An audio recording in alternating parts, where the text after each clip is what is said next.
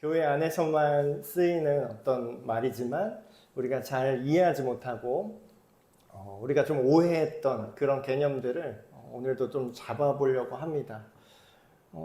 우리가 많이 쓰는 단어 중에 이런 단어를 많이 쓸 것 같아요. 오늘 이제 주제처럼 성전, 그리고 또 교회, 그리고 옛날에는 이제 예배당이라는 표현을 썼죠. 그리고 심지어는 옛날에는 교회라고 안 부르고 교회당이라고 불렀습니다. 좀 우리나라 옛날에는. 그래서 그때의 교회당이라고 부르는 그 명칭이 사실 오히려 더 정확했던 것 같아요. 근데 이제 세월이 지나면서 그 교회 건물을 말할 때 교회당이라고 했었는데 그걸 그냥 교회 이렇게 막 부르다 보니까 오늘날 우리가 나 어디 교회가 우리 에베네스의 교회가 하면은 이 건물을 생각하잖아요. 이 장소. 그래서 그 의미가 조금 변질됐다고까지는 좀 그렇지만 의미가 좀 모호해진 게 생긴 것 같습니다. 그래서 정리를 하자면 좀 교회 안에서도 많이 잘못 쓰는 용어들 중에 하나가 또 성전이라는 단어인 것 같아요. 근데 옛날에는 별 생각 없이 좀 비슷한 점이 있으니까 그냥 막 이 단어를 혼용했거든요. 교회가 성전이고 성전 예배당이 성전이고 다 이렇게 애매하게 막 사용을 하셨어요. 그래서 오늘날에도 조금 대형 교회 이런 데 가보시면 예배하는 장소가 좀 여러 개 있는 교회들이 있죠. 대형 교회 같은 경우는 그 가장 많이 모이는 큰 가장 메인 예배실을 이제 뭐 땡땡 성전 뭐 이렇게 부르더라고요. 무슨 뭐 예를 들면 할렐루야 성전, 그리고 조금 규모가 작은 다른 예배 모임하는 그 건물 공간을 뭐 예를 들면 뭐 무슨 성전, XX 성전 뭐 이런 식으로. 그러니까 그 건물 우리가 예배드리는 장소 이름을 성전이라고 현대의 교회가 그렇게 막 이름 붙여서 쓰고는 했습니다. 지금도 그렇게 쓰고 있는 데가 있고. 근데 이제 이 개념은요, 구약 시대 때 있었던 개념을 오늘날에 그냥 이제 깊이 고민 안 하고 그냥 이렇게 이름을 붙이신 것 같아요. 근데 뭐 그게 뭐 크게 뭐 그렇게 잘못됐다 뭐 그렇게까지는 볼 수 없겠지만 어쨌든 그런 것들이 작은 오차들이 조금씩 쌓이면 우리가 성경 말씀을 읽을 때라든가 하나님이 성전은 이런 거야, 교회는 이런 거야 이렇게 말씀하신 그 개념에서 조금씩 벗어나게 되는 것 같습니다. 그래서 오늘 말씀을 통해서 다시 좀 정리를 하려고 해요. 성전이라는 건 뭐냐면 과거 구약시대 때 말 그대로 어떤 건물이죠. 이 건물은 근데 어떤 용도로 쓰는 건물이냐면 이 건물에서는 하나님을 만나는 장소 역할을 했습니다. 우리가 그런 얘기 하잖아요. 하나님은 어디에나 계시지만 그 어느 장소도 감히 하나님을 담을 수 없다. 이런 표현들을 우리가 성경 전체를 통해서 잘 알고 있죠. 근데 이제 문제는 하나님은 장소가 중요하지 않고 아무데나 다 계시고 우주 전체에 존재하는 그런 분이신데 문제는 뭐가 문제죠? 하나님은 항상 문제가 없어요. 그럼 뭐가 문제냐면 우리가 문제죠. 우리 인간은 항상 어느 곳에 아무데나 상관없어 이렇게 살 수 있는 존재인가요? 아무 데서나 살아보실래요, 여러분? 인간은 그렇게 할 수가 없습니다. 인간은 이 육체를 가진 존재이기 때문에 쉽게 말해서 우리 몸뚱이가 있잖아요. 그럼 몸뚱이는 한 번에 여러 곳에 있을 수가 없어요. 그리고 그런 얘기 하잖아요. 몸뚱이를 갖다 놔야 그곳에 우리의 마음과 생각이 고정됩니다. 인간은 그런 존재예요. 몸을 갖다 놓지 않으면 그곳을 향한 마음이 분산되게 되어 있습니다. 자, 그래서 성전은 어떻게 보면 굉장히 하나님 우리가 하나님을 위해서 성전을 이렇게 지었습니다. 구약시대 때 그렇게 얘기를 했잖아요. 근데 그건 사실 하나님을 위한 거라기보다는 크게 보면 그 높으신 하나님을 인간이 기억을 하고 스케줄을 잡고 어떤 특정한 장소에서 만나야 기억하고 생각할 수 있기 때문에 만든 거예요. 그래서 성전은 굉장히 거룩하고 굉장히 막 초월적인 장소인 것처럼 생각을 하지만 사실상 초월적이지 않은 그런 우리를 위해서 하나님이 배려를 하신 거라고 할 수 있습니다. 자, 오늘 우리가 읽은 말씀은 되게 유명한 사람이 나오죠. 그 유명한 솔로몬이에요. 솔로몬. 이스라엘 역대, 지금 또 공교롭게도 지금 오늘날의 이스라엘 국가가 지금 전쟁을 또 하고 있죠. 그래서 지금 미사일이 날아다니고 지금 난리가 났는데, 역대 이스라엘 역사에서 가장 강성한, 가장 권력이 많고 가장 돈이 많았던 그런 시대가 솔로몬 시대라고 합니다. 근데 이제 그 솔로몬이 오늘 우리가 읽은 성경 구절은 무슨 내용이냐면 가장 화려한 성전을 지은 거예요. 엄청나게 큰 성전을 지었습니다. 이 전까지는 이스라엘 사람들은 하나님을 어떻게 예배하고 하나님을 어떻게 만났냐면요, 그런 천막 같은 데부터 시작을 했어요. 옛날에는 광야 시절에 돌아다닐 때는 천막을 이동식 천막 같은 거를 만들어서 그 안에서 하나님을 예배하고 그 안에서 제사를 드렸습니다.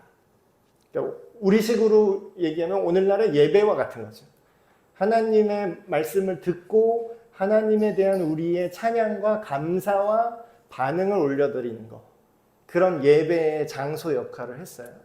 근데 이 당시에 가장 완성된 그 예배 장소로 따지면 이거보다 멋질 수 없고 이거보다 화려할 수 없고 이거보다 예쁠 수 없는 엄청난 성전을 이 솔로몬 왕이 짓고 완공됐어요. 이제 완공하고 완공된 다음에 7일 동안 하나님 앞에 제사 드리고 잔치한 그 다음날 밤 얘기를 우리가 읽은 겁니다.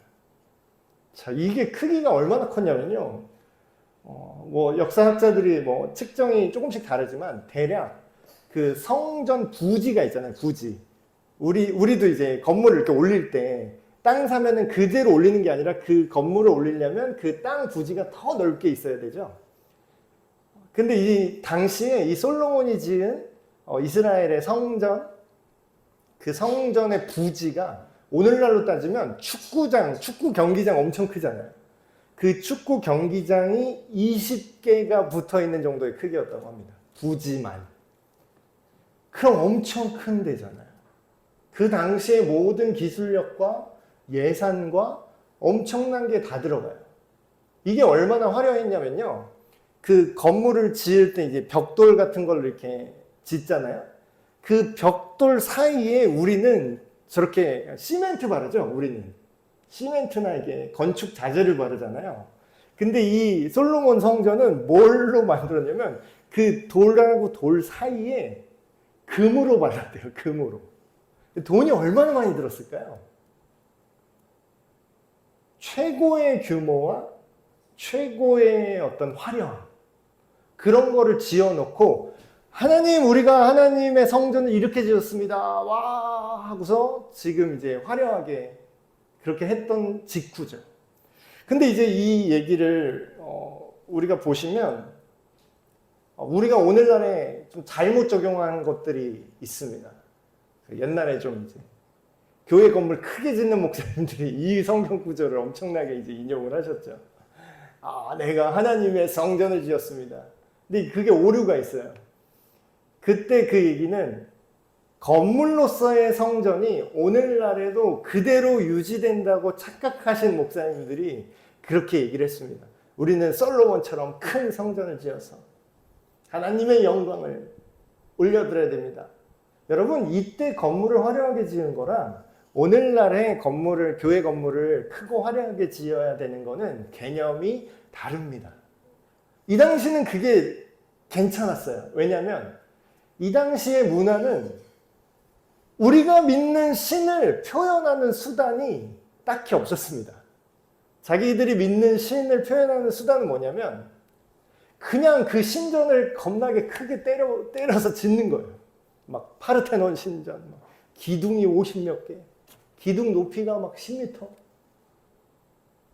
그 당시에 사람들은 이런 글자나 이런 지식이나 이런 생각을 통해서 교리를 배운다, 이런 개념이 없어요. 그냥 우리가 믿는 신은 그 경배를 받는 그 큰 신전이 크고 화려할수록 우리 신은 좀 힘이 있지. 이렇게 과시하는 그런 시대의 산물입니다.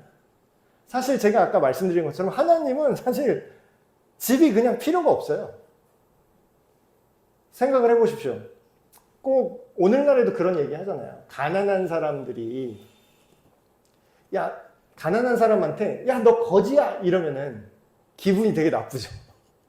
왜냐하면 나는 진짜 가난하니까. 자존심이 확 긁힙니다. 근데 진짜 먹고 살 걱정 없고 진짜 부유한 사람들은요, 그냥 허름한 찢어진 목 늘어난 티셔츠 입고 슬리퍼 찍찍 끌고 이렇게 길거리 이렇게 나가는데 누가 이 거지야 그러면은 기분이 안 나빠요. 그냥 웃어요. 그래 나 거지야. 너 그렇게 생각해. 이러면서, 왜냐면 그 사람이 나를 거지라고 해봤자 내가 거지가 아닌 게 확실하거든요. 그러니까 하나님도 이와 같습니다. 내가 신전 건물이 작다고 해서 내 영광이 줄어들거나 내 건물을 내 이름으로 크게 짓는다고 내 영광이 늘어나지 않아. 어차피 나는 그 영원한 여호와 하나님이야. 내가 어차피 이 온 세상 만물을 지었고 모든 생명체가 다 내 소유야. 근데 건물이 크거나 작거나 나는 상관없어. 그렇지만 이 솔로몬의 이 성전을 크게 지은 거를 하나님이 받으셨어요. 근데 받으신 이유가 너 되게 화려하게 잘 지었다. 명품으로 만들었구나. 신경 썼네. 좋다. 이랬을까요, 하나님이? 부자한테는 뭐 1000억이나 100억이나 별로 감흥이 없는 거죠. 자, 오늘 말씀에 이렇게 나옵니다. 밤에 여호와 하나님께서 솔로몬에게 나타나사 그에게 이르시되 내가 이미 너희의 기도를 듣고 네가 지은 그 성전이죠. 그 장소를, 그곳을 택하여 나에게 제사하는 거룩한 전으로 삼았다. 이렇게 얘기해요. 자, 지금 방금 제가 말씀드린 것처럼 이 하나님이 솔로몬 네가 정말 비싼 걸로 크게 지었구나. 그러니까 내가 이곳을 너희들이 나한테 기도하면 내가 응답하는 성전으로 삼아줄게 이랬을까요? 상식적으로 생각을 해보세요. 그건 우리 생각이에요. 그건 우리 느낌이에요. 우리는 건물 더 에베네zer 교회 건물 크게 올려줄게요. 그러면 저나 여러분 같은 인간은 좋아하죠. 근데 하나님은 상관이 없다니까요. 하나님은 그냥 방구석에 있건 우리나라에서 제일 좋은 고층 빌딩 전체를 그냥 예배당으로 만들어버리든 하나님은 별로 상관이 없는 분이에요. 그럼 뭐 때문에 하나님이 이 성전을 삼으셨을까요? 뭐 때문에? 그 뒤에 하나님이 하신 말씀에 그 힌트가 나오는데 하나님은 건물이 중요한 분이 아닙니다. 그럼 뭐가 중요하냐면 우리가 하나님을 떠나 있던 우리의 마음이 하나님께로 돌아오는 걸 원하세요. 자, 건물을 화려하게 지은 게 솔로몬 왕의 본심인지 뭔지는 모르겠어요. 근데 솔로몬 왕이 하나님께 했던 기도의 내용 중에 그 내용이 나옵니다. 우리가 이렇게 하나님을 버리고 이렇게 떠났을지라도 다시 우리가 정신을 차리고 이 성전으로 모여서 하나님 살려주십시오. 우리가 잘못했습니다. 내가 내 마음대로 생각을 했는데 하나님만이 우리의 왕이십니다. 라고 항복하면 하나님이 이곳에서 다시 우리 기도를 들어주십시오. 이렇게 기도를 한 거예요. 그러니까 하나님은 건물이 중요한 게 아니라 우리가 회개하는 마음으로 하나님한테 오는 게 제일 중요한 거죠. 자, 회개에 대한 내용입니다. 이 뭔가 재앙이 발생해요. 근데 재앙은 하나님이 심판을 내린 것을 상징합니다. 혹여 내가 하늘을 닫고 비를 내리지 않거나 혹여 메뚜기들을 보내서 다 병충해로 전염병으로 이 세상이 고통받을지라도 내 이름으로 불려지는 나의 백성이, 이게 무슨 말일까요? 오늘날로 하면 하나님을 믿는 하나님의 자녀들을 말하죠. 그들이 근데 그냥 나 교회 다녀요. 이름만 말뿐인 그리스도인이 이 용서를 받는다는 말이 안 나옵니다. 뭐라고 나오냐면 그들이 살고 있는 지금의 악한 그 삶의 방식에서 떠나서 스스로 자기를 낮추고 기도하면서 하나님의 얼굴을 찾으면, 전에도 제가 말씀드렸죠. 하나님 돈 주세요. 그런 하나님의 얼굴을 찾는 거예요. 하나님의 지갑을 찾는 거예요. 아빠 왔다 하고 이제 통닭 사가지고 치킨 사가지고 딱 들어왔는데 애들이 아빠 얼굴을 봤으면 좋겠어요. 치킨을 보고 있었으면 좋겠어요. 전국의 아버님들 대답을 해보십시오. 아니, 치킨을 보겠지만 나는 치킨을 먹으라고 주려고 가져왔지만 이거 치킨은 누가 주는 거죠? 지금 누가 사온 거예요?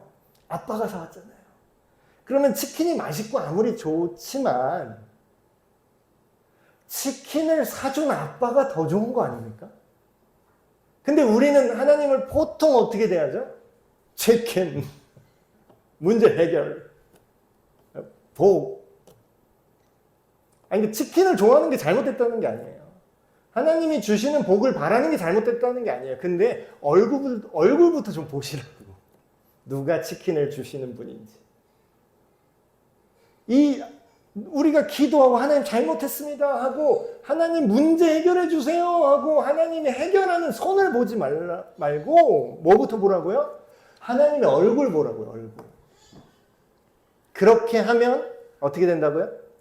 내가 하늘에서 듣고 그 망가져 있는 너의 삶에 무너져 있는 그 모든 죄를 내가 용서해 줄게. 그리고 너의 땅을, 아까 비유가 뭐였죠? 병충해가 들고 농사가 망한 거잖아요. 그럼 땅이 망가진 거잖아요. 그러니까 땅을 고쳐준다고 지금 얘기하죠. 근데 오늘날에 우리가 생각하면 뭐가 맞습니까? 우리의 땅은 뭐죠? 땅 없는 사람은 상관없다는 얘기인가? 그게 아니라 우리의 삶을 말합니다. 우리의 삶의 자리.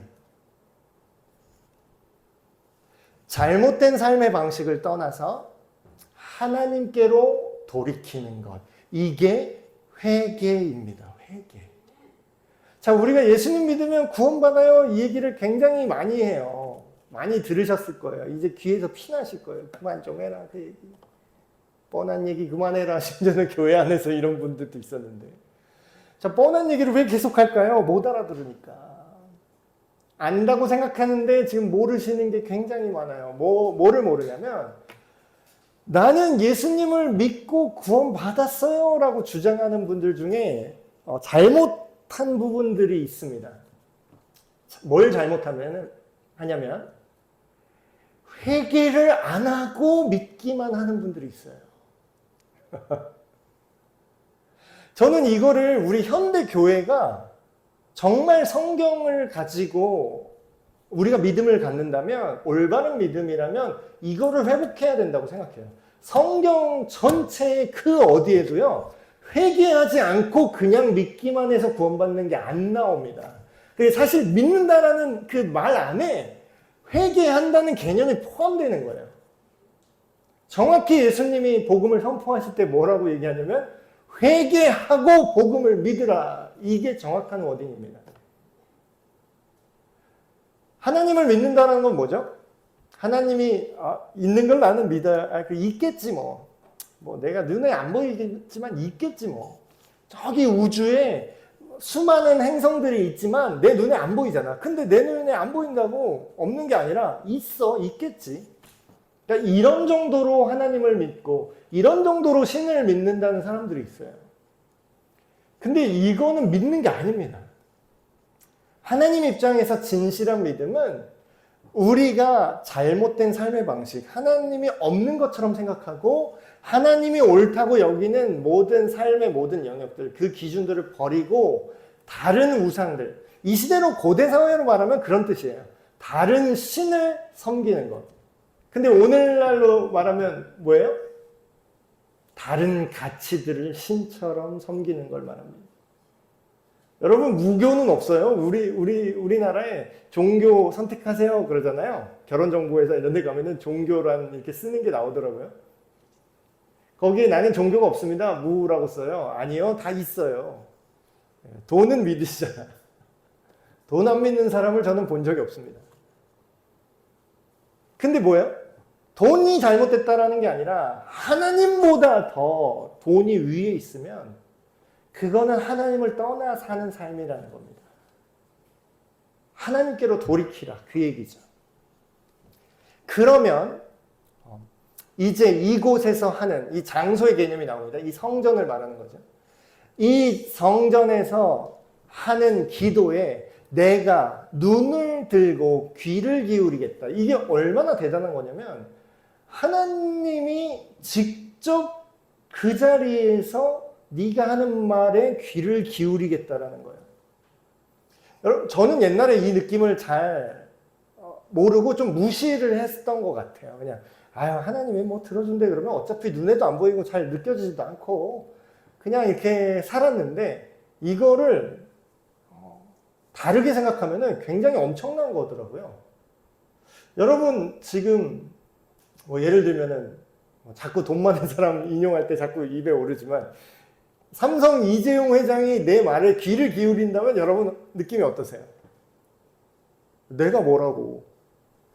아 근데 좀 이렇게 삼성전자 지금 제가 노트북 쓰는데 아 이거 좀 이렇게 했으면 좋겠는데요? 내가 말하면 들어요? 그분이? 안 듣죠? 그냥 웃기지도 않아요 그냥. 근데 이재용 회장님이 내가 전화를 해가지고 아니 내가 그 성전이라는 곳에 딱 와가지고 내가 의견을 개진하는 거예요. 아, 이거 삼성 노트북 스펙이 너무 가격 대비 너무 그렇다. 이거 좀 이렇게 고쳐달라. 그러면 듣겠다는 거예요. 그분이. 대단하죠? 이렇게 생각하니까.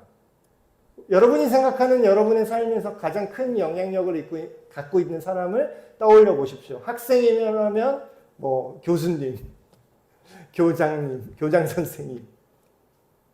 여러분이 가고 싶은 대학 무슨 입학처장 이런 사람이 여러분 얘기를 듣겠다라는 거예요. 얼마나 대단한 겁니까?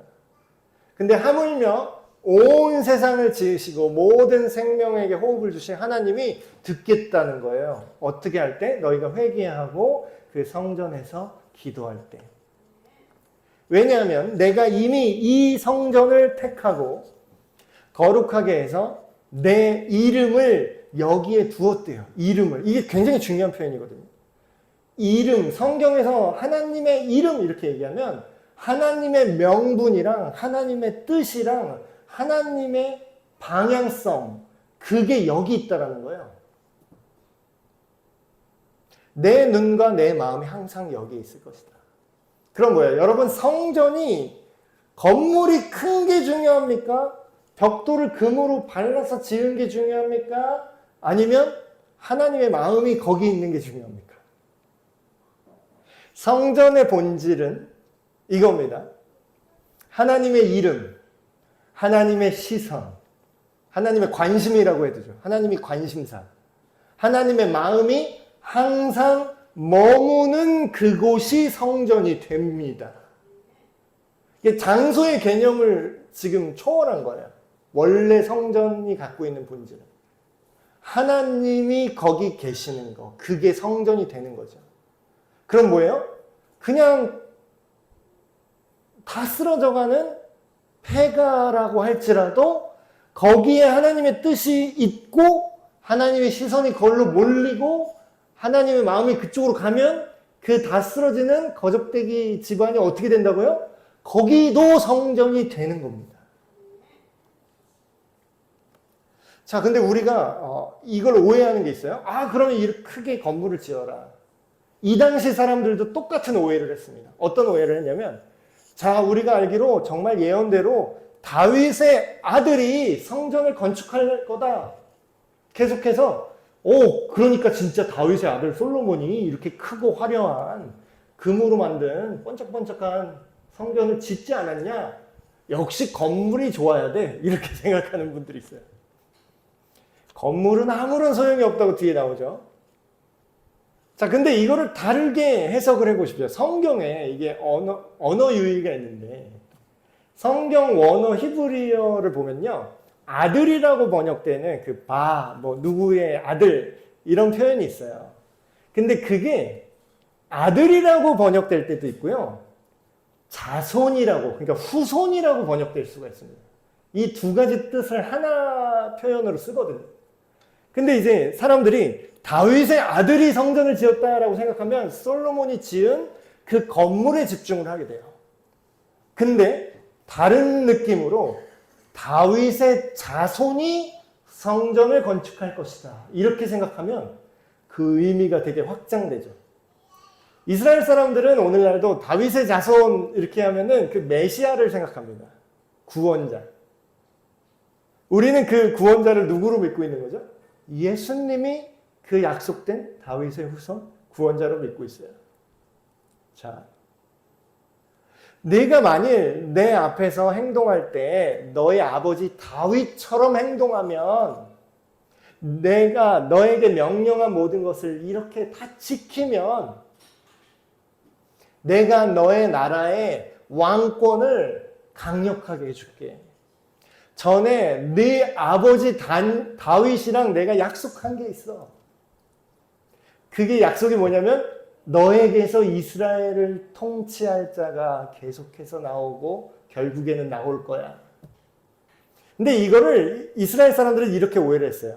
아, 이스라엘이라는 나라가 강성하게 해주겠구나 이렇게 오해했어요. 근데 다윗의 후손이라는 표현으로 하면은 그게 그 후에 나올 정치적 왕들을 얘기하는 게 아니라 그 결국에는 다윗의 후손으로 오실 구원자가 영원히 다스릴 거다. 그렇게 이해할 수 있는 거죠.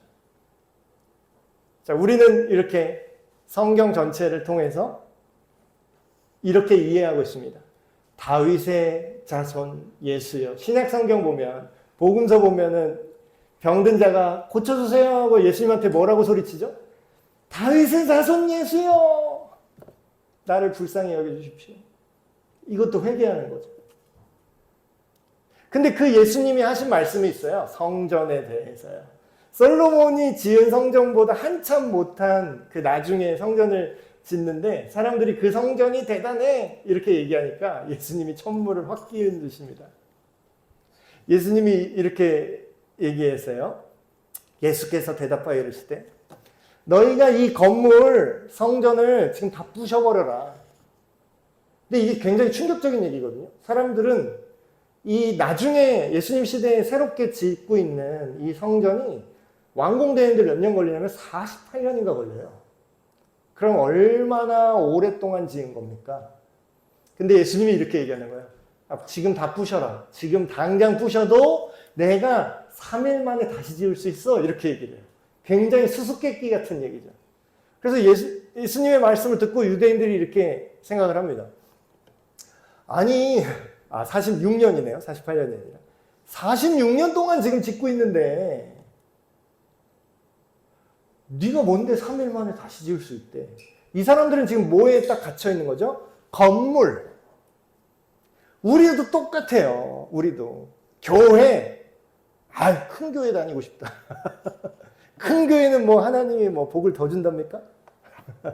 근데 그렇게 믿는 분들이 있어요, 진짜. 여기는 목사님이 하나님의 복을 많이 받아서 교회도 크게 지었어. 그럼 큰 교회 가야 큰 복 받지 하면서 다 싫어합니다. 이거 실제로 이렇게 얘기하는 걸 제가 들었어요.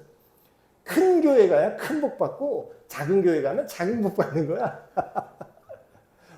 그러면 에베네스 교회는 살아남지 못하겠는데요. 그렇게 생각하는 사람들한테 예수님이 이 얘기를 한 거예요. 야, 그 큰 교회? 큰 교회라고 무조건 나쁜 건 아니에요, 여러분도. 그래도 오해하지 마세요. 근데 크기가 하나님의 영광을 결정하고 복을 결정한다고 생각하는 게 잘못됐다는 거죠. 예수님이 그걸 이렇게 까는 거죠. 부셔! 의정부에서 제일 큰 교회 뭐야? 의정부 하면 너무 그러니까. 우리나라에서 제일 큰 교회, 세계적으로 제일 큰 교회가, 이 지구에서 제일 큰 교회가 8개인가 9개가 우리나라에 다 있는 거 아세요? 지금은 좀 팔아서 좀 줄어들었을지 모르겠는데, 건물 크기로만 따지면. 지구에서 제일 큰 교회 탑 10 안에 드는 교회가 우리나라에 꽤 있습니다. 깜짝 놀랐어요. 저도 얘기로만 들었는데 그 교회 다녔던 친구한테 얘기를 들었는데 엘리베이터가 여러 개가 있대요. 교회 안에. 어우. 그래서 막 교회 방송 나는데 제 몇 찬양팀 몇 번 합주실로 와주세요. 찬양팀 연습을 하는데 못 찾아. 너무 넓어서 방송으로 어디로 오세요 해야 돼. 거기에 교회에서 특송 한번 하려면 3년 기다려야 돼. 특송 신청하잖아요. 3년 기다려야 돼. 내 대기 번호. 얼마나 큰 교회예요.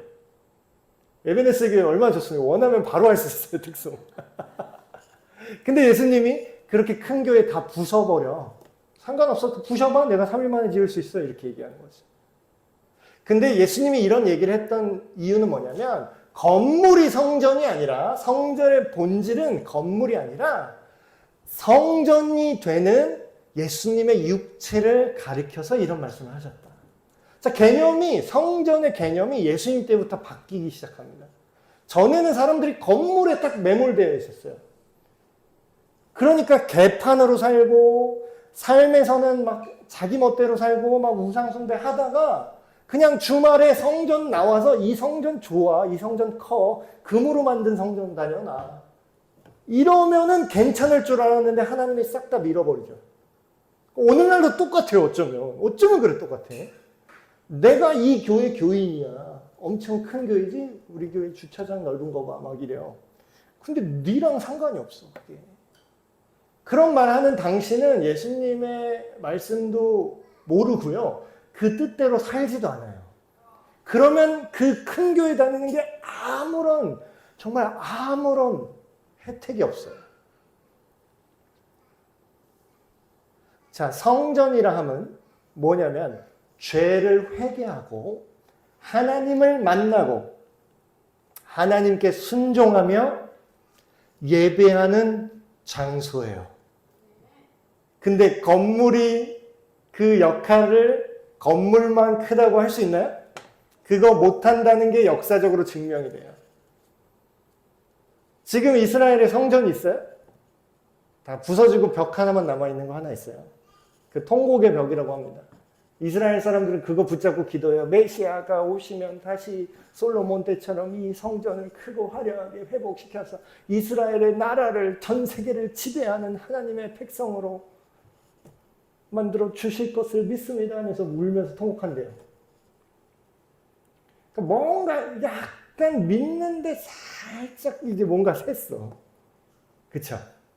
하나님의 백성 뿌리상으로는 맞긴 맞는데 약간 마인드가 좀 샜어요. 제가 하는 얘기가 아니라 예수님이 하신 얘기죠. 건물이 중요하지 않습니다, 여러분. 물론 중요해요. 우리한텐 중요해요. 우리 막 여기 비 새고 이러면 예배 드릴 때 막 물 떨어지면 안 되잖아요. 저 밑에 저 빵꾸 났다고 저 떼우래요. 바다. 그래서 그것도 시멘트 사다가 저 상가 앞에 또 떼우러 나가야 되는데. 건물은 그 자체가 우리를 거룩하게 할 힘과 능력이 없습니다. 크고 화려한 교회 다닌다고 해서 그것만으로 우리가 거룩해지지 않아요. 그럼 뭐가 중요하죠? 하나님과의 관계가 훨씬 중요합니다. 크고 좋은 건물 안에 있지만 하나님과의 관계가 완전히 깨진 사람들이 많아요. 그런 사람들은 하나님의 뜻을 순종하지도 않고 따르지도 않고 그 얘기는 뭐예요? 그들이 그걸 믿지 않는다는 거예요. 우리가 믿음으로 구원받는다고 하죠. 잘 배우셨어요. 믿음으로 구원받아요. 근데 믿는 사람은요, 그걸 듣고 그대로 따르는 사람이 믿는 사람입니다. 그러나 너희가 만일 돌아서서 지금은 니들이 성전 건축해서 니들의 마음이 여기 있다고 하나님 사랑해요 이러는데 만약에 니들의 마음이 돌이켜져서 내가 너에게 원했던 모든 명령을 무시하고 다른 신들을 섬기고 다른 신들을 경배하면 내가 너에게 준 땅에서 뿌리채 뽑아버릴 거야. 실제로 역사에 이 일이 일어나죠. 성전 침공당해서 다 박살납니다. 이 성전을 내 앞에서 버려서 그냥 버리는 게 아니라 아주 작사를 내서 온 민족들한테 본보기를 삼을 거예요. 야, 쟤네 여호와 하나님의 신전이라고 크게 지었는데 왜 저렇게 됐대? 아, 쟤네 신한테 똑바로 안 하고 뻘짓거리 하다가 쟤네 신이 쟤네한테 벌을 내린 거래. 이 얘기가 들리게 할 거래요. 여러분, 역사적으로 이스라엘 그 솔로몬 성전이 부서질 때 예수님이 그런 예언을 하거든요. 어떤 예언을 하냐면 이 성전이 완전히 부서질 건데 돌 하나도 돌 위에 남아있지 않을 거야. 이 얘기가 말 그대로 완전히 부서져서 벽돌 하나 이렇게 위에 올라가는 게 없을 거라고 얘기를 해요. 저는 이게 무슨 그냥 약간 비유적인 표현이겠지. 그냥 성전이 완전히 부서진다는 걸 그냥 대충 알아듣게 비유적으로 얘기하신 거다. 이렇게 생각했던 적이 있었어요. 성경 역사를 잘 모를 때. 근데 이제 역사를 듣고 보니까 이게 진짜로 돌 하나도 돌 위에 있지 않고 완전히 부서집니다. 정말 100% 해체가 돼요. 어떻게 이렇냐 하고 알아봤더니 아까 제가 말씀드렸죠. 벽돌 하나 사이사이에 다 금을 발라놨다고. 그래서 로마가 쳐들어와서 이 성전을 부쉈는데 그냥 부수고 끝난 게 아니라 사람들이 보니까 다 금이 들어있는 거야. 그러면 사람들이 그걸 가만히 냅둬요? 금 꺼내려고 그거를 완벽히 다 해체를 해버립니다. 그 건물을.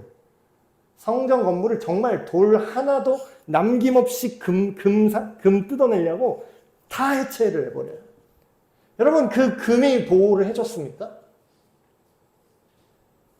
여러분, 성전의 본질은 이런 겁니다.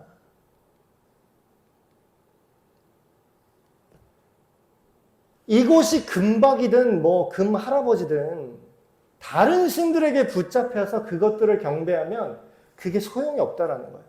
오히려 재앙이 찾아온다라는 거죠. 여러분, 오늘날의 우리 삶도 마찬가지입니다. 예수님이 뭐라고 말씀하시냐면 내가 성전이 되었다. 내 몸이 성전이 되었다. 너희가 나를 믿고 아까 성전의 본질이 완전히 이루어져요. 성전이신 예수님이 우리 안에 계시면 아까 성전이 했던 역할들 있죠. 하나님이 거기 있어야 돼. 하나님의 생각과 방향성이 거기 있어야 돼. 그리고 하나님을 만나고 기도할 수 있어야 돼. 그리고 내 삶이 잘못된 거를 하나님한테 와서 아뢰일 수 있어야 돼. 그러면 하나님이 그걸 들어야 돼. 이 모든 것들이 예수님 안에서 우리 믿는 자들 안에서 한 번에 이루어지게 완성하셨습니다. 예수님을 믿을 때 성경이 뭐라 그래요? 너희가 믿을 때에 내 영을 너희에게 보내줄 것이다. 성령님이 우리 안에 찾아오세요. 그럼 뭐예요? 성령 하나님이 우리 마음과 생각 속에 함께 하시는 거죠. 그럼 아까 뭐라고 그랬어요? 성전의 본질은 뭐죠? 거기에 하나님이 계셔야 된다 그랬죠. 하나님의 이름과 뜻이. 그럼 뭐예요? 우리가 예수님을 믿으면 우리 몸이 성전이 된다는 겁니다. 성경 전체를 읽을 때 앞부분만 읽으면 돼요, 안 돼요? 끝까지 다 읽었을 때 앞에 이런 거였는데 뒤에 결과적으로 이렇게 됐다 해서 최종 결론대로 우리가 믿어야 되잖아요. 근데 왜 솔로몬 성전식으로 믿고 있는 겁니까? 우리가 아직도. 솔로몬 성전식으로 믿고 있다면 건물의 화려함과 규모의 능력이 거기 있습니다. 돈 많은 교회가 제일 힘 있는 교회가 돼요. 그렇게 따지면. 근데 예수님 뭐라고 얘기하시죠? 내가 너희 안에, 너희가 내 안에. 너희 몸이 하나님이 머무신 성전이 된다. 그럼 뭐예요? 우리의 삶이 함부로 살 수가 없게 돼요. 우리가 막 욕설을 뱉을 수가 없어요. 왜냐고요? 여기 하나님이 함께 계시는 전이니까. 여러분 상상해 보세요. 하다못해 여기가 성전, 옛날에 그런 어미한 성전이 아닐지라도 여기가 우리가 예배를 드리는 장소죠. 지금 여기가. 예배당에 와서 예배 시간에 당당하고 아주 하나님 앞에 떳떳하게 쌍욕을 할 수 있어요, 여기서? 여기서 아주 떳떳하게 이상한 행동을 할 수 있습니까? 아주 떳떳하게 여기다가 똥바가지 뿌릴 수 있어요? 못할걸요?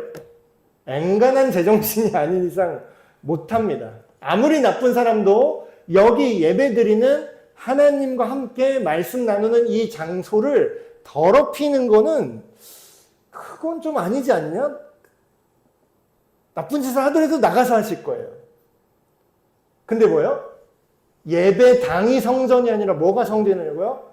예수님을 믿는 우리의 몸이 성전이 된다. 성전 안에 안 좋은 거 막 자꾸 들이부을 수 있습니까? 네, 말씀을 마무리 맺겠습니다.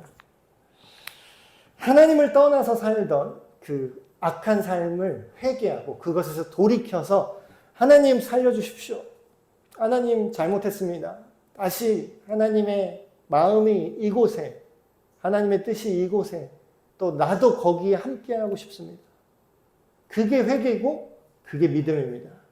예수님이 십자가에서 그 몸을 희생제물로 드리심으로 성전에서 하는 모든 역할이 한 번에 완성됐어요.